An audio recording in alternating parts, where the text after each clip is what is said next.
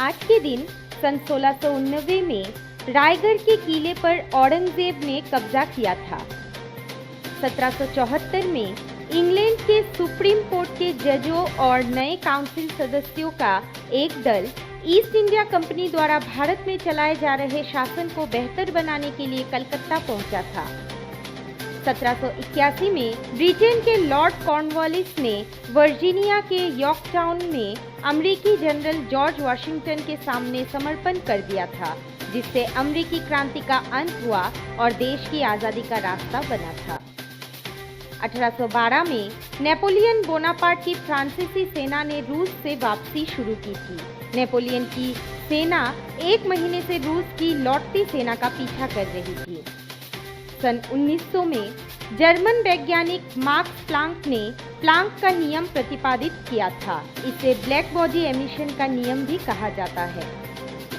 1910 में खगोल शास्त्री और नोबेल पुरस्कार विजेता सुब्रमण्यम चंद्रशेखर का जन्म हुआ था। 1920 में आध्यात्मिक गुरु और फिलोसोफर पांडुरंग शास्त्री अठावले का जन्म हुआ था। 1924 में अब्दुल अजीज ने स्वयं को मक्का में पवित्र स्थानों का रक्षक घोषित किया था।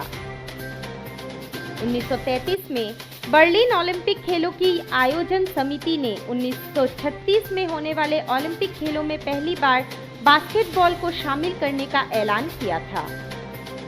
1950 में मदर टेरेसा ने कलकत्ता में मिशनरी ऑफ चैरिटीज की स्थापना की थी। 1952 में श्री रामुलु पोट्टी ने पृथक आंध्र राज्य के लिए आमरण अनशन शुरू किया था। 1970 में भारत में निर्मित पहला मिग 21 विमान भारतीय वायुसेना में शामिल किया गया था। 1983 में भारतीय मूल के अमेरिकी नागरिक डॉक्टर एस चंद्रशेखर को एक अन्य अमेरिकी वैज्ञानिक प्रोफेसर विलियम फाउलर के साथ 1983 का भौतिकी का नोबेल पुरस्कार दिया गया था। 1987 में न्यूयॉर्क के वॉल स्ट्रीट में बिकवाली के भारी दबाव के बीच शेयरों कीमत में भारी गिरावट दर्ज की गई थी और इसका असर दुनिया भर के शेयर बाजारों पर हुआ था। 1993 में बेनजीर भुट्टो ने दूसरी बार प्रधानमंत्री के तौर पर पाकिस्तान की बागडोर संभाली थी। 2003 में पॉप जॉन पॉल द्वितीय ने मदर टेरेसा को धन्य घोषित किया था। यह संत की उपाधि दिए जाने की दिशा में पहला कदम होता है। 2004 में सू विन म्यांमार के नए प्रधानमंत्री बने थे और इसी साल केयर इंटरनेशनल के लिए काम करने वाली ब्रिटेन की एक प्रमुख कार्यकर्ता मार्गरेट हासन का इराक में अपहरण कर लिया गया था।